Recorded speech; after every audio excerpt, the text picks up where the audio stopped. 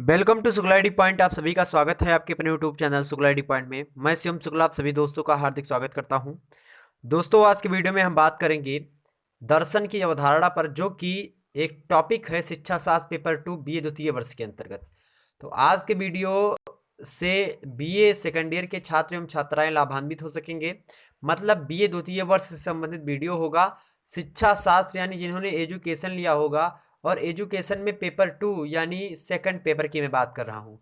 उसमें शुरुआत में जब आप खोलेंगे तो आपको पहला चैप्टर मिलेगा दर्शन की अवधारणा। यानी अवधारणा मतलब होता है अर्थ और परिभाषा। जब किसी मुद्दे का अर्थ हम जानते हैं और परिभाषा जानते हैं तो उसी चीज को हम अवधारणा कहते हैं, यानी कॉन्सेप्ट। कॉन्सेप्ट ऑफ दर्शन, अंग्रेजी में दर्शन को क्या कहते हैं? फिलोसॉफी कहते हैं। तो कॉन्सेप्ट ऑफ फिलोसॉफी आप चैप्टर 1 में पढ़ते हैं। इसका सिलेबस अपलोड है यूट्यूब चैनल पे हमारे, देख लीजिएगा उसको। अगर नहीं देखा तो डिस्क्रिप्शन बॉक्स में मैं लिंक दे रहा हूँ प्लेलिस्ट की, उसमें देखते रहिएगा, ठीक है। तो कुल मिलाकर के आपका जो है चैप्टर 1, चैप्टर 2, चैप्टर 3 इसी प्रकार से वीडियोस आती रहेंगी, और इस प्रकार से आपका चैप्टर मतलब सिलेबस कंप्लीट होगा। और ध्यान रखेंगे, मैं कुछ ऐसा करने वाला हूं आप लोगों के लिए जो आप लोगों ने भी सोचा नहीं होगा। मैं एक ही वीडियो के अंतर्गत आपका सारा पेपर करवाने का प्रयास करूंगा। तो एक वीडियो के अंतर्गत लगभग 2-2.5 घंटे की वीडियो होगी, उसी में सारा का सारा आपका पेपर पूरा कंप्लीट हो जाएगा। तो परीक्षा के अंतिम समय में जब आप होंगे तब उस वीडियो को देख लेंगे, उसके बाद में पेपर देने चले जाइएगा, कोई दिक्कत नहीं होगी। ये इधर तो चल ही रहा है विस्तृत फॉर्म में।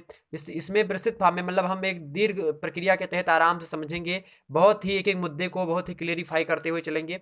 उसके बाद में क्या होगा? उसके बाद में जब हम लास्ट समय आएगा परीक्षा के, तो इसी प्रकार के वीडियो आपके अपलोड होगी। मैं हालांकि जल्द ही अपलोड करने का प्रयास करूंगा, क्योंकि बहुत सारे स्टूडेंट्स का जो है एग्जाम किसी का हो रहा है, किसी का नहीं हुआ है, तो मैं डाल दूंगा। क्योंकि एग्जाम तक आते आते आप उसको 4-6 बार देख लेंगे वीडियो को। बस आपको आंख मूंद करके परीक्षा में बैठना है, बस आपको अपना हाथ मजबूत करना, ताकि लेखनी आपके हाथ से ना छूट जाए। बस ठीक, बस हमारे चैनल से आप जुड़े रहेंगे। मैं दावे के साथ कहता हूं, आपका ज़्यादा से ज़्यादा नंबर लाने का प्रयास करूंगा, और मैं दिन रात मेहनत करता हूं आप ही लोगों के लिए। इसलिए वीडियो को लाइक करिए, चैनल को सब्सक्राइब करिए। सोशियोलॉजी हो गया आपका, मनोविज्ञान की मैं व्यवस्था कर रहा हूँ, गृह विज्ञान का भी वीडियो आएगा, मध्यकालीन इतिहास का भी आएगा, प्राचीन इतिहास का भी लाऊंगा। हर एक क्षेत्र में वीडियोस आपकी आती रहेंगी। तो फिर आप लोग क्या करिए, अभी चैनल को सब्सक्राइब करिए, ताकि आने वाले समय में कोई भी सब्जेक्ट आप पढ़ें या फिर थर्ड ईयर में जाएं तो भी आप इस चैनल से बने रह सकें और उसकी भी तैयारी कर सकें। जहां तक आप पढ़ाई चलेंगे वहां तक मैं भी चलूंगा। चलो फिर शुरू करते हैं आज का वीडियो लेक्चर। चैप्टर 1 दर्शन की अवधारणा। दर्शन क्या होता है? अब आप सोच रहे होंगे कि सर जी आप शिक्षा शास्त्र पढ़ा रहे हो, तो शिक्षा शास्त्र में दर्शन क्यों पढ़ा रहे हो, दर्शन शास्त्र की विचारधारा क्यों पढ़ा रहे हो? भैया, दर्शन जो होता है और शिक्षा, ये एक ही सिक्के के दो पहलू होते हैं, जैसे मनोविज्ञान और शिक्षा। तो जैसे शिक्षा का मतलब क्या होता है, ये जो शब्द होता है आपका दर्शन, ये दो शब्दों से मिलकर के बना है। अगर इसका अंग्रेजी फॉर्म देखें, दर्शन को अंग्रेजी में हम क्या कहते हैं? फिलोसॉफी कहते हैं। अब फिलोसॉफी को जो हम दो भागों में तोड़ते हैं, तो ये ग्रीक शब्दों के दो शब्दों से मिलकर के बना, दो ग्रीक शब्दों से मिलकर के बना है। पहला होता है फिलोस और दूसरा है सोफिया। तो फिलोस का मतलब होता है प्रेम या लव, और जो सोफिया होता है उसका मतलब क्या होता है? सोफिया मतलब होता है ज्ञान या विवेक। और ज्ञान या विवेक कब आता है? जब आप शिक्षा ग्रहण करते हैं। तो इसीलिए ये शिक्षा से संबंधित है। अभी आगे चल करके जब वीडियोस में आप पढ़ेंगे और मैं बताऊंगा, सारा कॉन्सेप्ट आपका क्लियर हो जाएगा, आपके माइंड में एक एक बातें चली जाएंगी, आपको रटने की आवश्यकता बिल्कुल भी नहीं पड़ेगी। बस आप क्या करेंगे, आप इसको सुनते रहिए, वीडियो को आसानी से सुनेंगे और देखेंगे। चलिए शुरू करते हैं आज का वीडियो लेक्चर। चलिए मित्रों, शुरू करते हैं। एक बार मैं फिर से बता रहा हूं, वीडियो को पहले से लाइक करिए, क्योंकि वीडियोस में मजा आने वाला है आप लोगों को। और एक बार और कर दीजिए। आप लोग क्या करेंगे, अगर कमेंट बॉक्स में, अगर आप लोग कमेंट बॉक्स जानते हैं, अगर कमेंट करना जानते हैं, तो बिल्कुल वीडियो की प्रतिक्रिया आप देंगे कि वीडियो में किस प्रकार की चीजें रही, वीडियो अच्छी लगी या नहीं अच्छी लगी, आप कमेंट बॉक्स में उसको बयां कर सकते हैं। ओके, चलो बात करते हैं दर्शन का अर्थ एवं परिभाषा। हमने बताया परिभाषा और अर्थ जब दोनों मिलाते हैं तब कॉन्सेप्ट होता है, यानी अवधारणा होती है। तो जब हम मीनिंग एंड डेफिनेशंस जब मिला लेते हैं, ऐड कर लेते हैं, तब उसको हम क्या कहते हैं? तो उसी को हम कॉन्सेप्ट कहते हैं। ये समझते हैं concept, meaning and definitions of philosophy. देखिए, अब इसके दो तरीके से हम अर्थ इसका पता लगा सकते हैं। एक तो हम सांस्कृतिक अर्थ देख सकते हैं दर्शन का, और दूसरा अर्थ हम व्युत्पत्ति संबंधी अर्थ, यानी इनके शब्द कहाँ से आए हैं, उन शब्दों की उत्पत्ति कैसे हुई, उसके अकॉर्डिंग देखेंगे। तो पहले चरण में हम देखते हैं कि सांस्कृतिक अर्थ इसका क्या होता है, फिलोसॉफिया का, या फिर मतलब कि इसका दर्शन का। ओके, चलो। भारतीय संस्कृति में दर्शन शब्द की उत्पत्ति संस्कृत के दृश्य धातु से मानी जाती है। जैसे आप हिंदी में शब्द सुनते हैं कि इस अक्षर है, ये शब्द है, किसी हिंदी का शब्द है। और ग्रीक का शब्द ग्रीक के 2 शब्दों से मिलकर के बना है, या इंग्लिश के 2 वर्ड से बना है। तो जैसे वर्ड्स कहा जाता है अंग्रेजी में, शब्द कहा जाता है हिंदी में, इसी प्रकार से संस्कृत का जो कोई शब्द होता है उन शब्दों को हम क्या कहते हैं, उनको धातु कहते हैं। क्या कहते हैं, उनको धातु कहते हैं। इसलिए क्या ये आप धातु धातु बहुत कंफ्यूजन होता होगा कि इस धातु से बना है। धातु मतलब क्या होता है, लोहा, मेटल। धातु वो मेटल नहीं, मेटल इसका यहाँ तात्पर्य धातु का मतलब मेटल नहीं है, इस धातु का मतलब होता है शब्द से लिया जाता है, संस्कृत के शब्द। तो संस्कृत के दृश्य धातु से बना है, मतलब दृश्य शब्द से बना है। तो दर्शन शब्द की उत्पत्ति संस्कृत के दृश्य धातु से मानी जाती है। दृश्य का क्या अर्थ होता है, तो दृश्य का मित्रों अर्थ होता है देखना। दृश्य, दृश्य मतलब क्या होता है, देखना। आप समझते हैं दृश्य, दृश्य यहाँ पे दृश्य है, उसी का छोटा भाई दृश्य, और या लगा देंगे उसमें प्रत्यय के रूप में, तो क्या हो जाएगा, दृश्य हो जाएगा। तो दृश्य मतलब क्या होता है, देखना। समझ गए बात। दृश्य का मतलब क्या मतलब होता है देखना। अर्थात उपनिषद में दर्शन को इसी रूप में स्वीकार किया गया है। दृश्यते आनेनम इति दर्शनम। क्या किया गया है, दृश्यते आनेन इति दर्शनम, यानी जिसको देखा जाए या सत्य के दर्शन किए जाएं वही दर्शन होता है। यानी जिसको देख करके सत्य का अनुभव हम कर लेते हैं वही क्या होता है, वही दर्शन होता है अकॉर्डिंग टू संस्कृत। तो संस्कृत में यानी उपनिषदों में क्या बातें कही गई हैं, उपनिषदों के अनुसार या संस्कृत भाषा के अनुसार ये जो दर्शन है ये दृश्य शब्द से, दृश्य धातु से बना है, जिसका अर्थ होता है देखना। अर्थात और उपनिषद में लिखा है दृश्यते आनेनम इति दर्शनम। इस आप पॉइंट को याद रख लेंगे, दृश्यते आनेनम इति दर्शनम। ठीक, इसका अर्थ क्या होता है, इसका अर्थ होता है जिसे देखा जाए या सत्य के दर्शन किए जाए वही क्या होता है, वही दर्शन होता है। ठीक है, ये तो रही बात उत्पत्ति से संबंधित नहीं थी, ये बात थी सांस्कृतिक अर्थ। यानी संस्कृति में, यानी अपनी भारतीय संस्कृति में अगर टटोला जाए प्राचीन संस्कृति को तो उसमें दर्शन का क्या मतलब लेते थे वो निकल आया। लेकिन अब उत्पत्ति के आधार पर देखा जाए तो उत्पत्ति के आधार पे हम देखेंगे तो पाश्चात्य दुनिया में दर्शन का सर्वप्रथम विकास यूनान में हुआ। अगर पाश्चात्य दुनिया मतलब कि पश्चिमी सभ्यता, या फिर जैसे यूरोप की कंट्रियों को हम क्या कहते हैं, उनको हम कहते हैं पाश्चात्य देश, पाश्चात्य मतलब पाश्चात्यकरण, पाश्चात्य सभ्यता। तो मतलब जो यूरोप की कल्चर होते हैं उसको हम पाश्चात्य कल्चर कहते हैं। ठीक है, अर्बन कल्चर कहते हैं। इस प्रकार से हम उनको क्या कहते हैं, यूरोपीय कल्चर कहते हैं। तो अर्बन कल्चर, यूरोपीय कल्चर, इन सब ये सब पश्चिम वाले देश हैं। तो ये भारत के पश्चिम में पड़ते हैं, इसीलिए पाश्चात्य दर्शन बोला जाता है। पाश्चात्य सभ्यता का प्रभाव पड़ रहा है हम लोगों पर, ऐसे बोला नहीं जाता। तो पाश्चात्य मतलब पश्चिम देश में पड़ रहे हैं। ओके, तो देखें व्युत्पत्ति संबंधी अर्थ देख लेते हैं। पाश्चात्य दुनिया में दर्शन का सर्वप्रथम विकास जो हुआ है यूनान, यूनान देश जो है वहीं पे पड़ता है यूरोप में, और वहीं पे सबसे पहले विकास हुआ किसका, दर्शन शब्द का। अंग्रेजी में दर्शन को हम क्या कहते हैं, अंग्रेजी में दर्शन को हम फिलोसॉफी कहते हैं मित्रों। अब जब हम इसको फिलोसॉफी कहते हैं, अब ये देखेंगे जो फिलोसॉफी है ये अंग्रेजी शब्द है। अब ये अंग्रेजी शब्द किस शब्दों से बना है, तो भैया ग्रीक शब्द से बना है। अधिकतर आप देखते होंगे ग्रीक और लैटिन से अंग्रेजी भाषा के शब्द लिए गए हैं। तो ग्रीक शब्द से बना है अंग्रेजी का यह शब्द फिलोसॉफी, और दो शब्दों से मिलकर के बना है, दो शब्दों के योग से मिलकर के बना है। वो दो शब्द कौन है, मतलब दोनों शब्दों के जुड़ने से बना, उसी को योग कहते हैं। तो कौन कौन से शब्द हैं, पहला शब्द है फिलोस, फिलोस, और दूसरा शब्द है क्या, सोफिया। दूसरा शब्द है सोफिया। फिलोस का मतलब होता है लब अथवा प्रेम, फिलोस का मतलब क्या होता है, लब या प्रेम। और सोफिया का मतलब होता है विजडम ऑफ और नॉलेज, या विजडम या फिर नॉलेज, मतलब ज्ञान या विवेक। तो विजडम मतलब क्या होता है, ज्ञान, नॉलेज मतलब ज्ञान विवेक, कुछ भी एक मतलब विवेक होता है। विजडम मतलब नॉलेज मतलब ज्ञान होता है। तो नॉलेज या विजडम किसका मतलब होता है, सोफिया। सोफिया मतलब क्या होता है, विजडम और नॉलेज यानी ज्ञान और विवेक। फिलोस मतलब क्या होता है, लव अर्थात प्रेम। तो क्या किया जाए, इस प्रकार फिलोसॉफी का अगर हम अर्थ समझे मित्रों तो इसका अर्थ होता है लव फॉर विजडम और नॉलेज, यानी विद्या अनुराग कह ले आप एक शब्द में, या फिर ज्ञान से प्रेम। अर्थात जब किसी व्यक्ति को ज्ञान से प्रेम हो जाता है तो वही व्यक्ति दर्शन शास्त्री कहलाता है। जब किसी व्यक्ति को ज्ञान से प्रेम हो जाता है, या फिर कोई ऐसी चीज हो जिसको देख करके आप उससे प्रेम कर ले, और प्रेम करने के बाद में उससे बहुत ज्यादा मात्रा में ज्ञान प्राप्त कर ले, इस चीज को हम कहते हैं दर्शन। ठीक, दर्शन क्या है, दर्शन बहुत ऊंची चीज है। जब किसी चीज को मतलब पढ़ने से, पढ़ाई के क्षेत्र में या फिर इस प्रकार से कोई भी क्षेत्र हो जहां से आपको ज्ञान प्राप्त हो, आपका माइंड विकसित हो, आपको विवेक प्राप्त हो, उसको देखने के मात्र से क्या हो जाए, आपको ज्ञान प्राप्त हो जाए, आप उससे प्रेम करने लगे। मतलब देखेंगे तब प्रेम होगा, और प्रेम होगा तब ज्ञान प्राप्त हो जाएगा। ओके, जब प्रेम होता है दो लड़के और लड़कियों के बीच में, मतलब लड़के और लड़कियों के बीच में, तो क्या होता है, पहले देखते हैं लोग, अब देखने के बाद में क्या होता है, प्रेम होता है। प्रेम होता है तो दोनों एक दूसरे के बारे में जानते हैं ज़्यादा। फिर एक समय ऐसा आता है कि बहुत ज़्यादा जान जाते हैं तो अलग हो जाते हैं दोनों। लेकिन शिक्षा और इसमें कोई इस प्रकार का अलग होने का संबंध नहीं है। तो वो ऐसे इसी प्रकार से आप याद रखेंगे, एक लड़का है एक लड़की है, पहले देखेंगे तो यानी देख करके क्या करें, देख करके क्या करें भैया, देख करके जब ज्ञान, देख करके क्या होंगे, प्यार करें मतलब प्रेम। तो देखेंगे तब प्रेम होगा, प्रेम होगा तो ज्ञान प्राप्त होगा। ठीक है, ऐसे याद कर लीजिए आप इसको। तो समझ गए आप दर्शन क्या होता है। दर्शन का मतलब होता है सत्य को जानने की इच्छा रखने वाला व्यक्ति दार्शनिक होता है। तो सत्य को जानने की इच्छा रखने वाला व्यक्ति क्या होता है, दार्शनिक होता है। दर्शन क्या होता है, सत्य को जानने की इच्छा क्या होती है, यही होती फिलोसॉफी। यानी देख करके किसी चीज का ज्ञान प्राप्त कर लें, या ज्ञान से हमको जब प्रेम हो जाता है, या सत्य को जानने की इच्छा हो जाए, या फिर विद्या अनुराग हो जाए, यही होता है दर्शन। ठीक, इतनी बात आपकी समझ में आ गई। चलो आगे बढ़ते हैं और देख लेते हैं थोड़ा सा। सत्य को जानने की इच्छा रखने वाले व्यक्ति को हम दार्शनिक कहते हैं। आगे देखते हैं दार्शनिक यानी फिलोसाफर को क्या कहते हैं।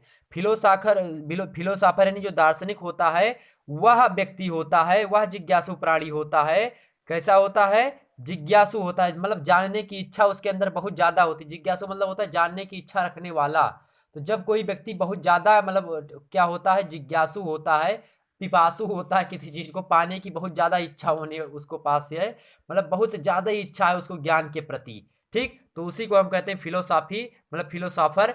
वह होता है दार्शनिक जो जिज्ञासु है और जिसकी ज्ञान पिपासा कभी शांत नहीं होती, मतलब कभी उसके पूरे जीवन में उसकी ज्ञान पिपासा शांत नहीं होती। हमेशा वो ज्ञान अर्जन के लिए दौड़ता रहता है और उसके लिए परेशान रहता है, हमेशा ज्ञान के पीछे भागा हुआ फिरता है, वही होता है दार्शनिक। ठीक, ध्यान रखेंगे। वह केवल ज्ञान के किसी अंश विशेष से ही परिचित होने के लिए उत्सुक नहीं रहता है। कि मान लिया जैसे कि हम आपको पढ़ा रहे शिक्षा शास्त्र, तो आप बहुत लोग कहते हैं कि सर जी मोस्ट इंपॉर्टेंट बता दीजिए, अब मोस्ट इंपॉर्टेंट बता दीजिए। तो ऐसे दर्शन शास्त्री नहीं होते। दर्शन शास्त्री कैसे होते हैं, जो पूरा का पूरा सिलेबस पढ़ते हैं। समझ में आई, तो जब पूरा का पूरा सिलेबस आप पढ़े तो वही जान लीजिए आप दर्शन शास्त्री हैं। अगर आप आधे पढ़ रहे हैं तो आप क्या हैं, फिर आप दर्शन शास्त्री नहीं है। तो ऐसे याद कर लीजिए, दर्शन शास्त्री वह व्यक्ति होता है जो ज्ञान की या फिर किसी विषय की कि एक ही पक्ष को नहीं जानता, उसके तह तक जाता है, उसमें घुस जाता है और उसको मतलब उसका पोस्टमार्टम कर देता है, एक प्रकार से हर एक अंग तक उसके पहुंच जाता है ज्ञान के। ठीक, तो वह केवल ज्ञान के किसी अंश विशेष से ही परिचित नहीं होता, उससे ही उत्सुक नहीं रहता मित्रों। Sorry guys. हाँ, तो हम कहाँ पहुंचे थे, हम कह रहे थे कि जो दार्शनिक होता है वो विषय के किसी एक पक्ष को नहीं अध्ययन करता, वो उसकी तह तक जाता है और उसके समस्त पहलुओं का अध्ययन करता है। उसी को हम क्या कहते हैं, फिलोसॉफर या फिर दार्शनिक कहते हैं। ओके, वो सर्वांगीण जानकारी प्राप्त करने का प्रयत्न करता है। सर्वांगीण मतलब चौतरफा, मतलब एक भी चीजें ना छूट पाए उससे। ठीक, आगे देखते हैं, दर्शन की परिभाषा के बारे में चर्चा कर लेते हैं मित्रों। दर्शन की परिभाषा विद्वानों ने किस प्रकार से दी, जैसे कॉम्टे ने क्या कहा, जॉन डीबी ने क्या कहा। ये कॉम्टे समाजशास्त्र के जनक हैं, जॉन डीबी शिक्षा शास्त्र के जनक हैं। ठीक, ये बात ध्यान रखेंगे। चलो हम शुरू करते हैं। तो आइए देख लेते हैं कि किन किन लोगों ने किस प्रकार से परिभाषा दी है। फिक्टे ने क्या कहा और राधा कृष्णन जी ने क्या कहा, आइए चर्चा करते हैं। दर्शन की परिभाषा यानी डेफिनेशन ऑफ फिलोसॉफी, अभी आपने समझा उसकी मीनिंग यानी दर्शन का अर्थ समझा आपने। अब इसकी डेफिनेशन समझ लेंगे तो आपकी अवधारणा पूरी हो जाएगी, और साथ ही साथ दर्शन की आवश्यकता भी देख लेंगे कि पहले दर्शन का विकास किन किन चरणों में हुआ, पहले दर्शन का महत्व क्या था, अब क्या महत्व है, यानी किन किन क्षेत्रों में इसकी प्रासंगिकता का वर्णन हम कर सकते हैं। आइए चर्चा करते हैं अगस्त कॉम्टे ने। तो अगस्त कॉम्टे ने कहा मित्रों दर्शन की परिभाषा देते हुए कि दर्शन जो होता है विज्ञानों का विज्ञान होता है, क्योंकि हर एक विज्ञान में दर्शन का एक महत्वपूर्ण स्थान होता है, इसलिए दर्शन जो होता है वह विज्ञानों का विज्ञान होता है। किसने कहा, तो अगस्त कॉम्टे ने। किसने कहा, कॉम्टे ने क्या कहा, कॉम्टे ने कहा दर्शन विज्ञानों का विज्ञान होता है। अगला है जॉन डीबी। जॉन डीबी महोदय ने क्या कहा, जॉन डीबी महोदय शिक्षा शास्त्र के जनक हैं, इन्होंने कहा दर्शन एक स्वाभाविक समीक्षा होती है। दर्शन क्या होती है, एक स्वाभाविक क्या होती है, समीक्षा होती है, और समीक्षाओं की भी समीक्षा भी है, ऐसी समीक्षा है। इन्होंने क्या कहा कि दर्शन एक स्वाभाविक समीक्षा होती है, समीक्षाओं की भी समीक्षा है, ऐसी समीक्षा होती है दर्शन। ठीक, जिसमें विवेचनापूर्ण निर्णय होता है तथा जागरूकता पूर्वक उसका मूल्य नहीं होता है। ठीक, ध्यान रखें, जागरूकता पूर्वक उसका मूल्य मतलब मूल्य नहीं होता, मूल्यवान नहीं होता। ध्यान रखेंगे क्या है, मूल्यवान नहीं होता। यहाँ पे मूल्य लिखा है, वहाँ पे थोड़ा हुआ मिसिंग होगा, ठीक है। वहाँ पे क्या है, वहाँ पे हुआ मिसिंग है, मूल्यवान होता है, ठीक। तो जागरूकता पूर्वक उसका मूल्यांकन होता है, सॉरी मूल्यांकन होता है। यहाँ पे क्या होगा, मूल्यांकन होता है, क्योंकि मूल्यवान होना कुछ अलग हमें लगा। तो यहाँ पे क्या होगा, मूल्यांकन होगा। क्या, जागरूकता पूर्वक उसका मूल्यांकन किया जाता है, मतलब एकदम से पूर्ण चौतरफा, मतलब हर एक तरफ से उसको ध्यान में रख करके किसी विवेचनापूर्ण निर्णय, मतलब विवेचनापूर्ण निर्णय होता है। अब इसी को जब दर्शन का हम कोई चीज पढ़ते हैं तो उसमें क्या करते हैं, हम जानते हैं कि इसका किस प्रकार से हमको मूल्यांकन करना है। यानी पहले योजनाबद्ध तरीके से अगर कोई कार्य करते हैं हम, तो उसमें आपको समीक्षा करनी पड़ती है। समीक्षा के बाद में क्या होता है, समीक्षा के बाद में आप क्या करते हैं, आप उसका मूल्यांकन करते हैं कि कितना, मतलब कितना मूल्य है इसका, कितनी वैल्यू है समाज में या फिर किसी भी क्षेत्र में, क्या वैल्यू उसकी है, उसी को कहते हैं मूल्यांकन करना।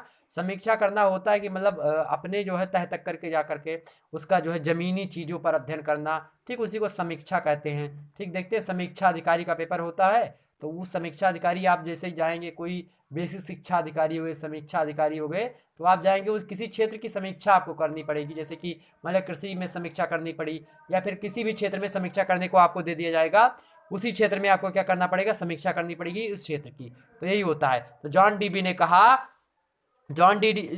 डीबी महोदय ने कहा कि दर्शन एक स्वाभाविक समीक्षा है, समीक्षाओं की भी समीक्षा है। ऐसी समीक्षा होती है दर्शन, जिसमें विवेचनापूर्ण निर्णय होता है, जागरूकता पूर्वक उसका मूल्यांकन होता है। ये कहा जॉन डीबी ने। आगे है फिक्टे महोदय, और फिक्टे महोदय ने क्या कहा, फिक्टे महोदय ने कहा दर्शन जो होता है ज्ञान का विज्ञान है, दर्शन विज्ञानों का विज्ञान है। कॉम्टे ने कहा, फिक्टे ने क्या कहा, दर्शन ज्ञान का विज्ञान है। फिक्टे कॉम्टे, इसमें आपको कंफ्यूजन होगा, इसलिए आप कॉम्टे दर्शन विज्ञानों का विज्ञान है। कॉम्टे ने क्या कहा, दर्शन जो होता है विज्ञानों का विज्ञान है। कॉम्टे बहुत विज्ञान पढ़ते थे, और फिक्टे ने कहा, जो इनको ज्ञान था, फिक्टे को बहुत ज्यादा ज्ञान था, और इन्हीं ज्ञान का खंडन किसने किया, कॉम्टे ने किया। ऐसे आप ध्यान रख लीजिए, ठीक है, कि ताकि याद रहे आपको। तो फिक्टे ने कहा दर्शन ज्ञान का विज्ञान होता है, जबकि कॉम्टे ने कहा दर्शन विज्ञानों का विज्ञान होता है।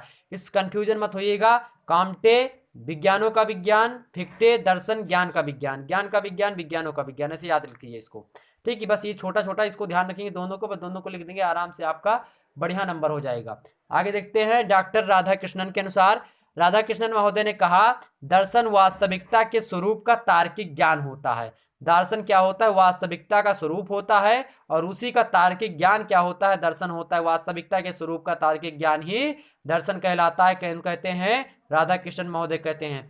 प्लेटो दर्शन को ज्ञान प्राप्ति के लिए स्वीकार कहते हैं, और कहते हैं कि पदार्थों के सनातन स्वरूप का ज्ञान प्राप्त करना ही दर्शन है। यानी जो पदार्थ, यानी कोई भी वस्तु हो, उनका हम पूर्व यानी सनातन कैसे वो वस्तु बनी है उसका हम ज्ञान प्राप्त कर ले, ठीक है, उसके स्वरूप कैसा है, या फिर उसका कैसे हमको मिला वो सारी वस्तुएं, तो उन्हीं का ज्ञान प्राप्त करना ही क्या है, दर्शन है। किसने कहा, प्लेटो ने कहा। किसने कहा, प्लेटो ने कहा। इतनी बात ध्यान रखेंगे, एक बार फिर से समझे। काम्टे ने कहा दर्शन विज्ञानों का विज्ञान है। जॉन डीबी ने कहा दर्शन एक स्वाभाविक समीक्षा है, समीक्षाओं की भी समीक्षा है, ऐसी समीक्षा है जिसमें विवेचनापूर्ण निर्णय होता है, जागरूकता पूर्वक उसका मूल्यांकन होता है। फिक्टे ने कहा दर्शन ज्ञान का विज्ञान है। राधाकृष्णन ने कहा दर्शन वास्तविकता के स्वरूप का तार्किक ज्ञान होता है। प्लेटो ने कहा पदार्थों के सनातन स्वरूप का ज्ञान प्राप्त करना ही दर्शन होता है। चलिए आगे बढ़ते हैं, दर्शन की आवश्यकता समझ लेते हैं, विभिन्न क्षेत्रों में किस किस प्रकार से दर्शन की जो है प्रासंगिकता है। दर्शन की आवश्यकता देख लेते हैं भैया। दर्शन की आवश्यकता को इस रूप में स्पष्ट किया जा सकता है, चार रूपों में। जीवन को उपयोगी बनाने के लिए, अर्थव्यवस्था के दृष्टिकोण से, राजनीतिक व्यवस्था के दृष्टिकोण से, और सांस्कृतिक विकास के दृष्टिकोण से हम दर्शन की आवश्यकता को देख सकते हैं। आइए बात करते हैं पहला, कि जीवन को उपयोगी बनाने के लिए दर्शन का क्या महत्व है, और दर्शन का विचार इसमें किस प्रकार से हावी होते हैं किसी के जीवन को वास्तविक जीवन के रूप में परिवर्तित करने के लिए। भारतीय और पाश्चात्य, मतलब भारतीय दर्शन है एक, पाश्चात्य दर्शन है, मतलब भारत का दर्शन एक अलग है। भारत किसी जमाने में विश्व गुरु कहलाता था। भारतीय दर्शन बहुत ही प्राचीन है, बहुत ही पुराना है, ठीक है। सनातन धर्म, जिसके सनातन धर्म से भारतीय दर्शन की उत्पत्ति होती है, तो कहीं ना कहीं भारतीय दर्शन सबसे प्राचीन दर्शन माना जाता है। इसमें बहुत सारे दर्शन है, बौद्ध दर्शन, जैन दर्शन, मतलब और भी तमाम सारे दर्शन है। मैं किसी दिन दर्शन की वीडियो जो आपके सामने जब फिलोसॉफी पढ़ा रहा हूँ तो उसमें बताऊंगा दर्शन क्या होता है।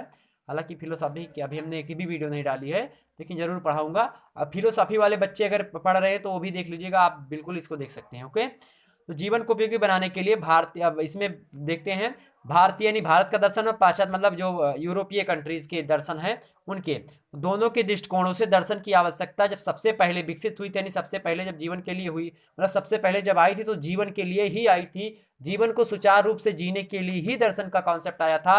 यानी दर्शन अपने मतलब भारतीय संस्कृति में कब मतलब भारतीय संस्कृति में दर्शन आने का क्या मतलब था, यानी क्यों आया, तो जीवन जीने की शैली को बताने के लिए दर्शन की उत्पत्ति हुई भारत में भी और पाश्चात्य में भी, मतलब यूरोप में भी। ठीक, प्रत्येक व्यक्ति चाहे वह शिक्षित हो या अशिक्षित हो, चाहे वो शिक्षित हो चाहे अशिक्षित हो, चाहे बुद्धिमान हो चाहे मूर्ख हो, चाहे अपने प्रति सोचने का मतलब हर व्यक्ति चाहे मूर्ख हो चाहे जो है बहुत ज़्यादा ज्ञानवान हो, चाहे शिक्षित हो चाहे अशिक्षित हो, सभी व्यक्ति अपने अपने जो है हिसाब से सोचते हैं अपने बारे में।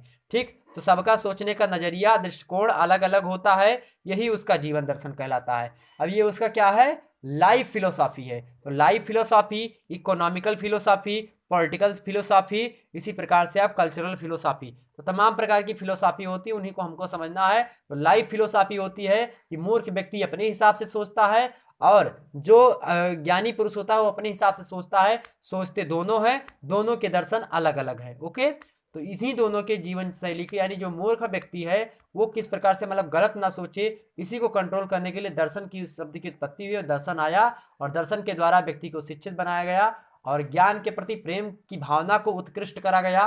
ठीक है, ताकि लोग ज्ञान से प्रेम करने लगे, और बहुत सारे ऐसे विद्वान जिनको विद्वान कहते हैं वही अधिकतर दर्शन शास्त्री होते हैं।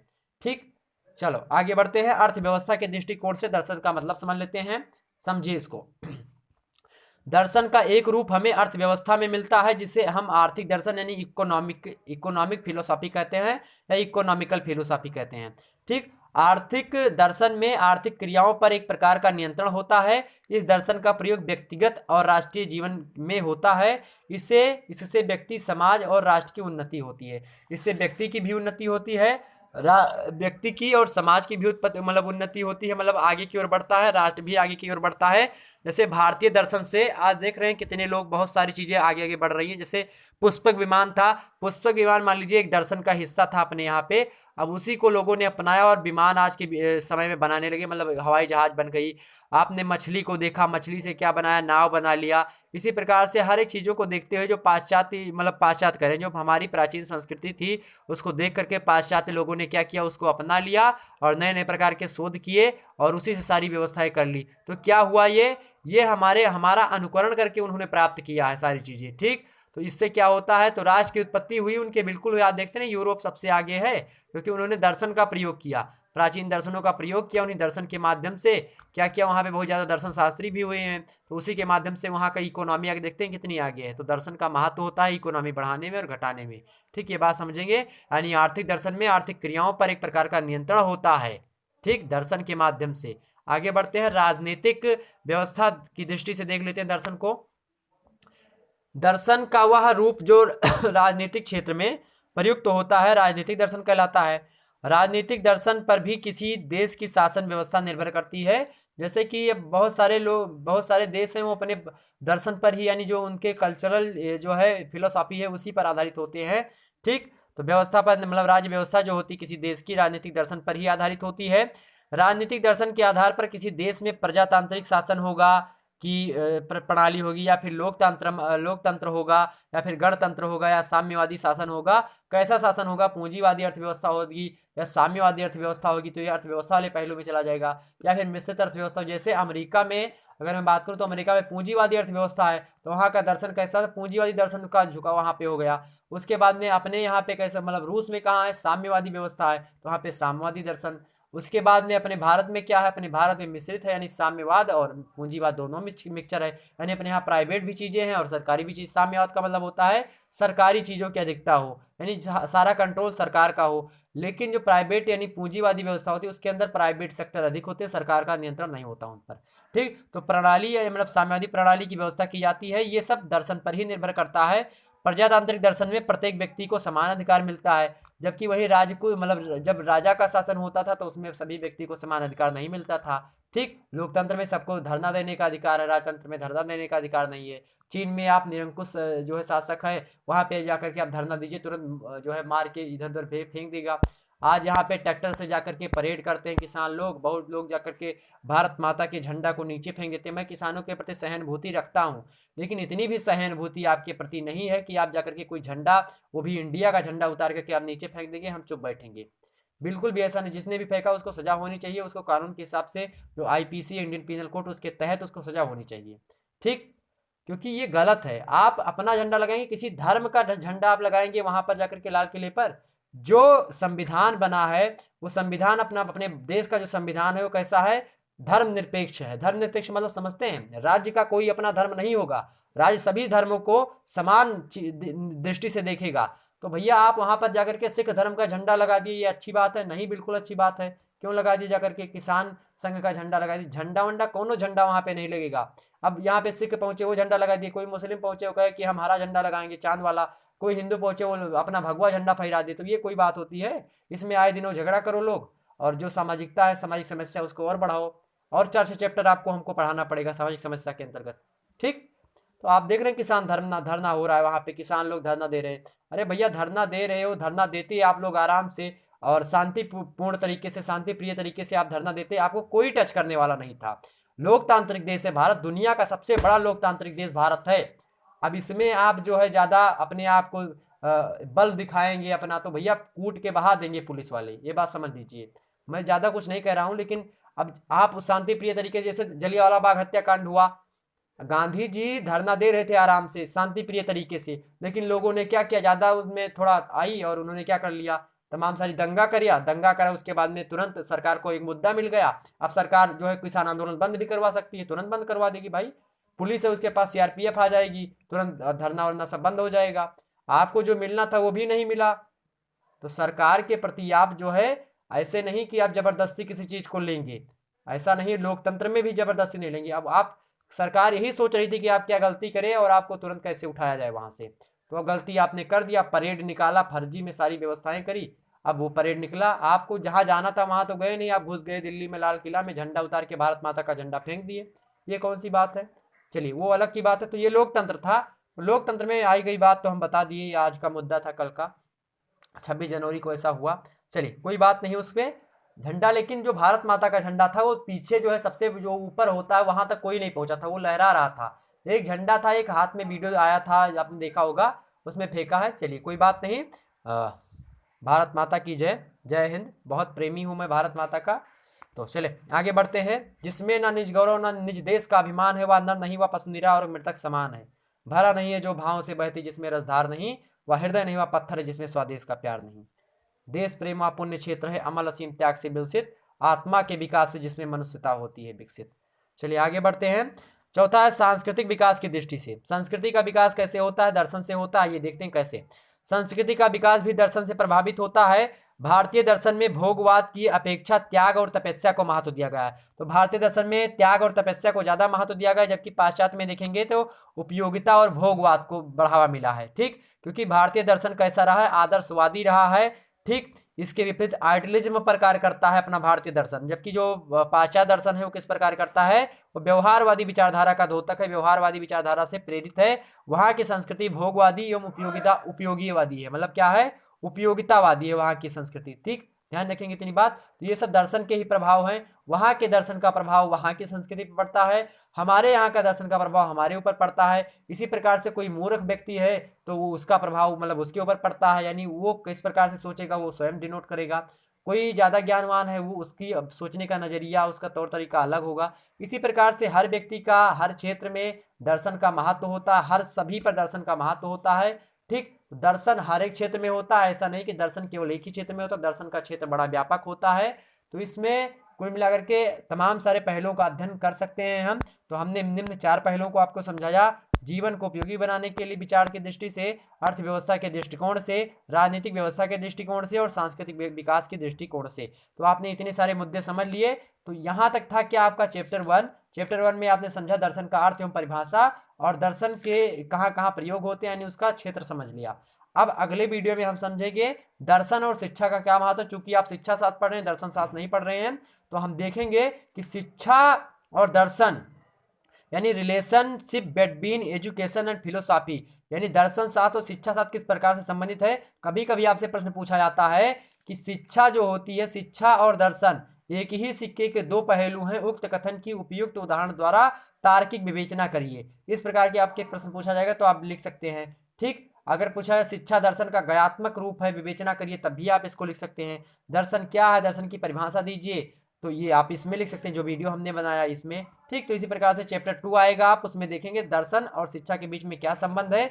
उसी संबंधों को हम समझते हुए चलेंगे और आगे बढ़ते हुए चैप्टर 3, इसी प्रकार से 4, इसी प्रकार से वीडियोज आपकी आती रहेंगी। तो फिर मिलते हैं हम अगले वीडियो में, तब तक के लिए जय हिंद, जय भारत।